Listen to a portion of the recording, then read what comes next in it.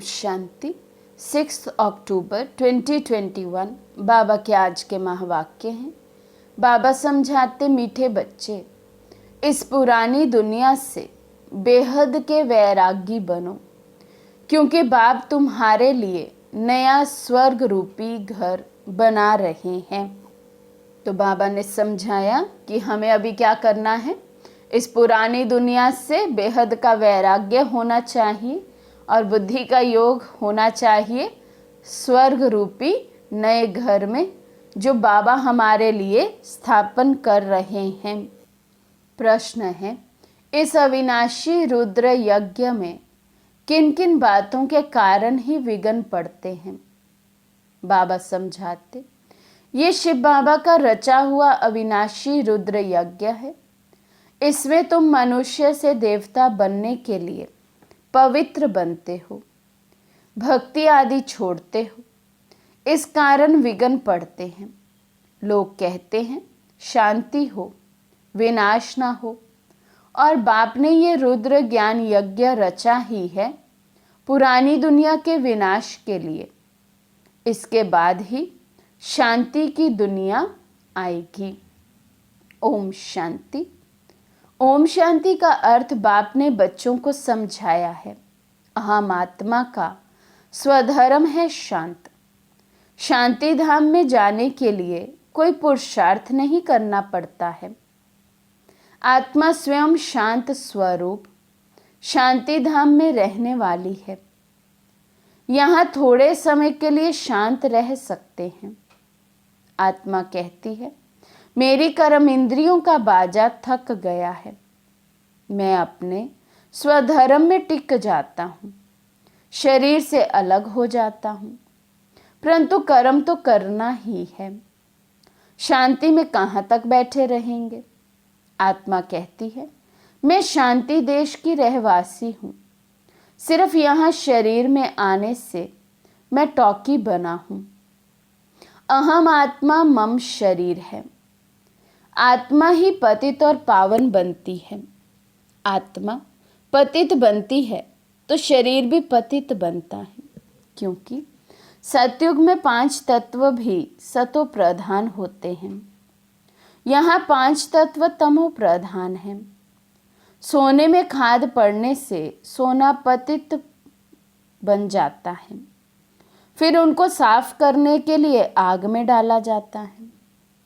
उनको योग अग्नि नहीं कहा जाता। योग अग्नि भी है जिससे पाप जलते हैं। आत्मा को पति से पावन बनाने वाला परमात्मा है। नाम ही एक है। बुलाते हैं, हे पतित पावन आओ। ड्रामा प्लान अनुसार सबको पतित तमो प्रधान बनना ही है। ये झाड़ है ना, उस झाड़ का बीज नीचे रहता है, इनका बीज ऊपर में है। बाप को जब बुलाते हैं तो बुद्धि ऊपर चली जाती है। जिससे तुम वर्षा ले रहे हो वे अब नीचे आया हुआ है। तो बाबा कहते, भक्ति मार्ग में भी जब भगवान को याद करते तो ऊपर की ओर नजर चली जाती, बुद्धि चली जाती है। लेकिन बाबा कहते, अब तो मैं नीचे आया हुआ हूँ। कहते हैं मुझे आना पड़ता है। मेरा जो ये मनुष्य सृष्टि का झाड़ है, ये अनेक वैरायटी धर्मों का है। अब ये तमो प्रधान पतित जड़ जड़ीभूत अवस्था को पाया हुआ है। बाप बैठ बच्चों को समझाते हैं, सतयुग में पहले पहले होते हैं देवी देवताएं, अब कलयुग में है असुर। बाकी असुर और देवताओं की लड़ाई लगी नहीं। तुम इन आसुरी 5 विकारों पर योग बल से जीत पाते हो। बाकी कोई हिंसक लड़ाई की बात नहीं है। तुम कोई भी प्रकार की हिंसा नहीं करते हो। तुम किसी को हाथ भी नहीं लगाएंगे। तुम डबल अहिंसक हो। काम कटारी चलाना ये तो सबसे बड़ा पाप है। बाप कहते हैं ये काम कटारी आदि मध्य अंत दुख देती है। विकार में नहीं जाना है। देवताओं के आगे महिमा गाते हैं, आप सर्वगुण संपन्न संपूर्ण निर्विकारी। आत्मा इन ऑर्गन्स द्वारा जानती है। कहते हैं कि हम पतित बन गए हैं तो ज़रूर कब पावन थे जो कहते हैं हम पतित बने हैं। बुलाते भी हैं हे पतित पावन आओ, जब पावन हैं तब कोई बुलाते ही नहीं। तो बाबा कहते ज़रूर पतित बने हैं तो कभी तो पहले पावन होंगे, इसलिए कहते हैं अब हम पतित बन गए हैं। क्योंकि बाबा कहते जब तक पावन होते हैं तो बाबा को कोई भी बुलाता नहीं है। उनको स्वर्ग कहा जाता है। यहाँ तो साधु संत आदि कितनी धुन लगाते हैं पतित पावन सीताराम, जहाँ भी जाओ गाते रहते हैं। बाप समझाते हैं कि सारी दुनिया पतित है। रावण राज्य है ना, रावण को जलाते, परंतु उनका राज्य कब से हुआ किसी को पता नहीं है। ढेर की ढेर भक्ति मार्ग की सामग्री है। कोई क्या करते कोई क्या करते। सन्यासी भी कितने योग सिखाते हैं। वास्तव में योग किसी को कहा जाता है ये कोई को पता नहीं है। ये भी किसी का दोष नहीं है, ड्रामा बना हुआ है। बाबा कहते सहज योग कौन सा है, राजयोग कौन सा है, ये कोई भी जानते नहीं, लेकिन फिर भी बाबा ड्रामा को आगे रखते हैं कि दोष किसी का नहीं, ड्रामा ही ऐसा बना हुआ है कि हम बच्चे सब कुछ भूल जाते हैं। जब तक मैं ना आऊं इन्हों को अपना पाठ बजाना है। ज्ञान और भक्ति। ज्ञान है दिन सतयुग त्रेता, भक्ति है रात द्वापर कलयुग, फिर है वैराग्य पुरानी दुनिया से वैराग्य। ये है बेहद का वैराग्य, उन्हों का है हद का वैराग्य। तुम जानते हो ये पुरानी दुनिया अब खत्म होने वाली है। नया घर बनाते हैं तो पुराने से वैराग्य हो जाता है। देखो बेहद का बाप कैसा है, तुमको स्वर्ग रूपी घर बनाकर देता है। स्वर्ग है नई दुनिया, नर्क है पुरानी दुनिया। नई सो पुरानी सो फिर नई बनती है। नई दुनिया की आयु कितनी है ये किसी को पता नहीं है। अभी पुरानी दुनिया में रह हम नई बनाते हैं। पुराने कब्रिस्तान पर हम परिस्तान बनाएंगे। यही जमुना का कंठा होगा, इस पर महल बनेंगे। यही देहली जमुना नदी पर होगी। बाकी ये जो दिखाते हैं पांडवों के किले थे, ये सब ड्रामा प्लान अनुसार ज़रूर फिर भी बनेंगे। जैसे तुम यज्ञ तप दान आदि करते होंगे, ये फिर भी करना होगा। पहले शिव की भक्ति करते हो, फर्स्ट क्लास मंदिर बनाते हो, उनको अव्यभिचारी भक्ति कहा जाता है। अब तुम ज्ञान मार्ग में हो, ये है अव्यभिचारी ज्ञान। एक ही शिव बाबा से तुम सुनते हो, जिसकी पहले तुमने भक्ति की। उस समय कोई और धर्म होते नहीं, उस समय तुम बहुत सुखी रहते हो। देवता धर्म बहुत सुख देने वाला है। नाम लेने से मुख मीठा हो जाता है। तुम एक बाप से ही ज्ञान सुनते हो। बाप कहते हैं और कोई से तुम मत सुनो, ये है तुम्हारा अव्यभिचारी ज्ञान। बेहद बाप के तुम बने हो, बाप से ही वर्षा मिलेगा। नंबरवार पुरुषार्थ अनुसार बाप थोड़े समय के लिए साकार में आया हुआ है। कहते हैं मुझे तुम बच्चों को ही ज्ञान देना है। मेरा ये स्थायी शरीर नहीं है, मैं इसमें प्रवेश करता हूँ। भाव कहते मैं कोई जन्म मरण में नहीं आता हूँ। ब्रह्मा बाबा का तन आधार लिया है, लोन लिया है। ये मेरा कोई अपना स्थायी शरीर नहीं है। शिव जयंती से फिर झट गीता जयंती हो जाती है। शिव जयंती माना शिव बाबा जैसे ही आते हैं तो बाबा आकर गीता ज्ञान हमें सुनाते हैं। तो शिव जयंती के बाद फिर गीता जयंती आ जाती है, उनसे ज्ञान शुरू कर देते हैं। ये रूहानी विद्या सुप्रीम रूह दे रहे हैं। पानी की बात नहीं, पानी को थोड़े ही ज्ञान कहेंगे। पति से पावन ज्ञान से बनेंगे, पानी से थोड़े ही पावन बनेंगे। नदियाँ तो सारी दुनिया में है ही। ये तो ज्ञान सागर बाप आते हैं, इसमें प्रवेश कर नॉलेज सुनाते हैं। यहाँ गौमुख पर जाते हैं। वास्तव में गौमुख तुम चैतन्य में हो। तुम्हारे मुख से ज्ञान अमृत निकलता है। गऊ से तो दूध मिलता है, पानी की तो बात ही नहीं। ये सब कुछ बाप बैठ समझाते हैं। जो सबका सद्गति दाता है, अब सभी दुर्गति में पड़े हैं।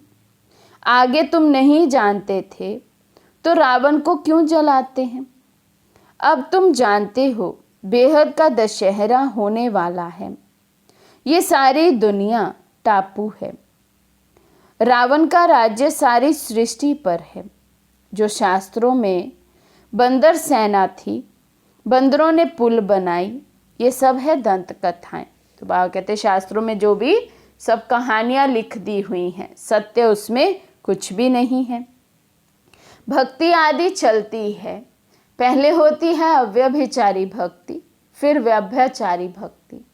दशहरा, राखी बंधन सब अभी के ही त्योहार हैं। शिव जयंती के बाद होती है कृष्ण जयंती। अभी कृष्णपुरी स्थापन हो रही है। आज है कंसपुरी, कल होगी कृष्णपुरी। कंस आसुरी संप्रदाय को कहा जाता है। पांडव और कौरवों की लड़ाई है नहीं। कृष्ण का जन्म है सतयुग में। वे है फर्स्ट प्रिंस। स्कूल में पढ़ने जाते हैं। जब बड़ा होता है तो राजगद्दी पर बैठते हैं। महिमा सारी शिव बाबा की है, जो पतितों को पावन बनाने वाला है। बाकी ये रासलीला आदि ये तो आपस में खुशी मनाते होंगे। बाकी कृष्ण किसी को ज्ञान सुनाए, ये कैसे हो सकता है? बाबा कहते हैं किसी को मना नहीं करनी है कि भक्ति नहीं करो, आपे ही छूट जाती है। तो बाबा कहते हैं जब ज्ञान की प्रकाष्ठा हो जाती है, आत्मा को ज्ञान समझ में आ जाता है, बुद्धि को टच कर जाता है, तो ये भक्ति आदि स्वतः ही छूट जाती है। तो हमें किसी को भक्ति आदि छुड़ाने की दरकार नहीं है, कहने की ज़रूरत नहीं है। बाबा कहते आप पे ही छूट जाती है। भक्ति छोड़ते हैं, विकार छोड़ते हैं, इस पर ही हंगामा होता है। बाबा ने कहा है मैं रुद्र यज्ञ रचता हूँ। इसमें आसुरी संप्रदाय के विघ्न पड़ते हैं।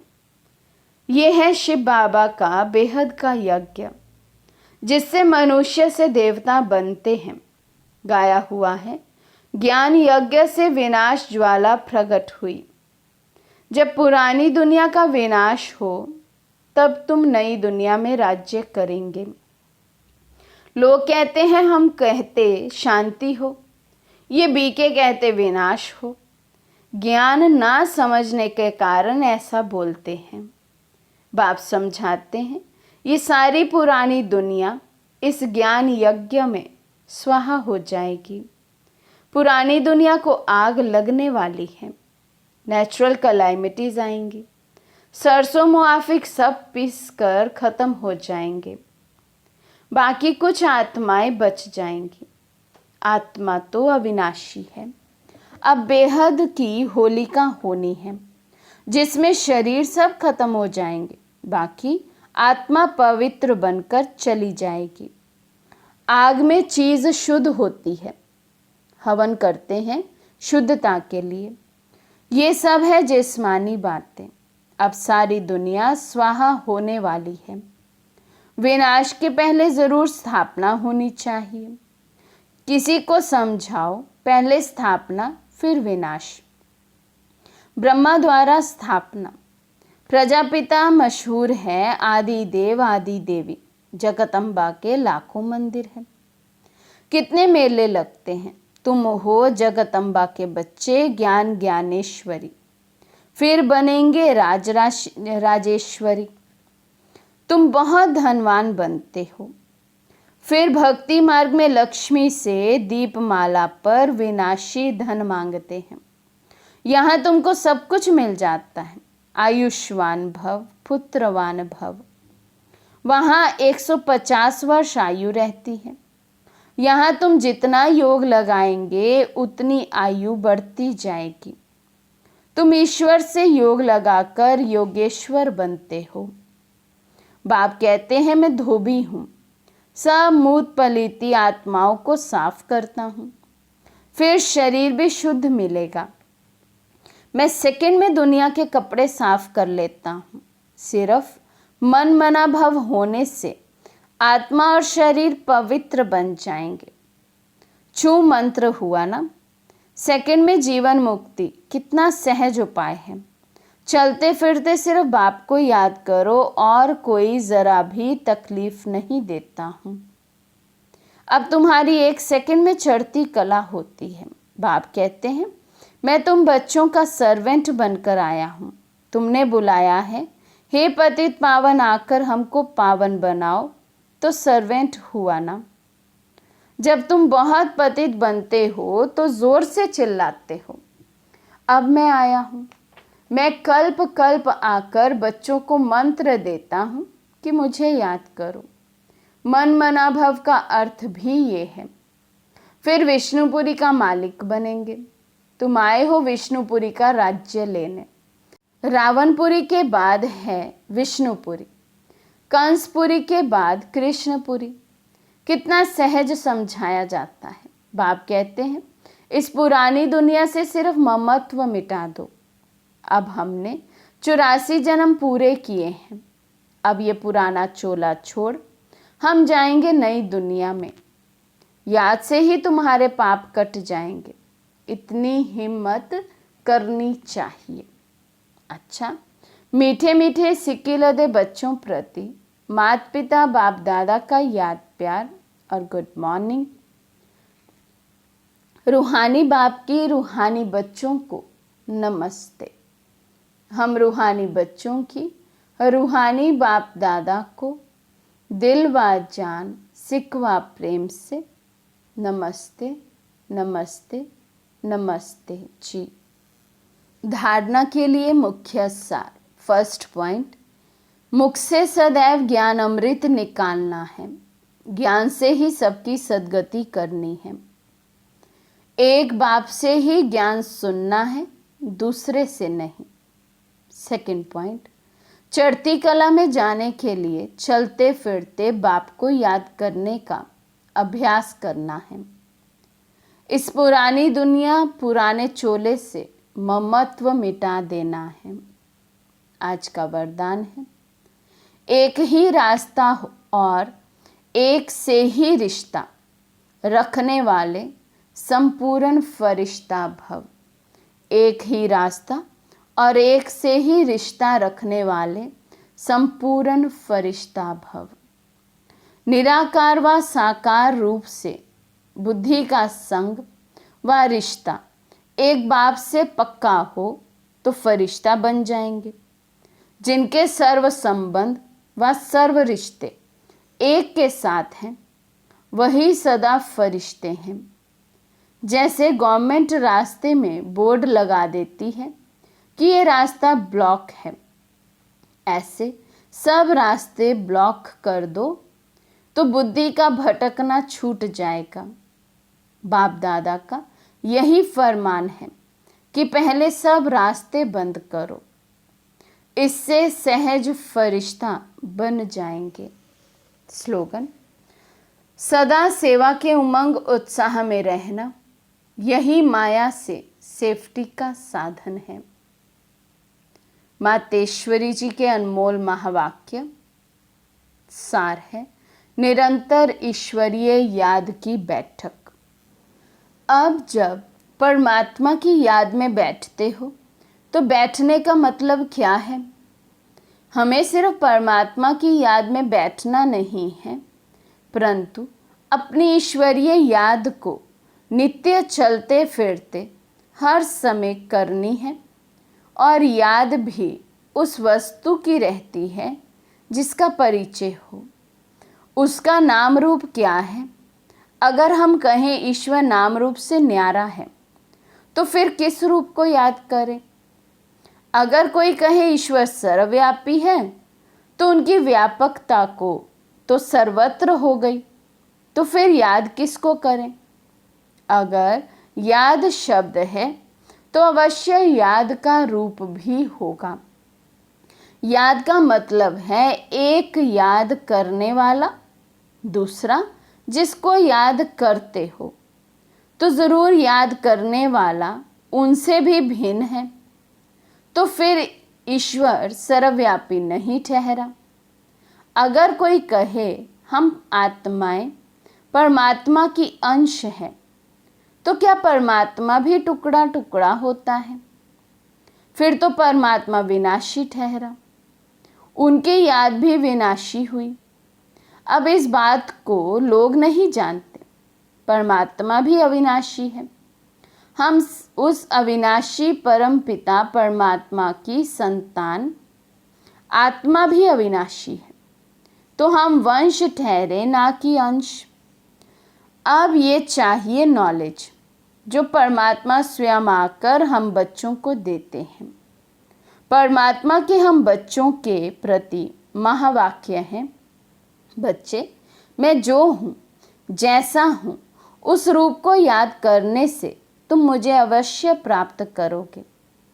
अगर मैं दुख सुख से न्यारा पिता सर्वव्यापी होता तो फिर खेल में सुख दुख नहीं होता। तो मैं सर्वव्यापी नहीं हूँ, मैं भी आत्मा सदृश्य आत्मा हूँ, लेकिन सर्व आत्माओं से मेरे गुण परम हैं, इसलिए मुझे परम आत्मा अर्थात परमात्मा कहते हैं। अच्छा, ओम शांति।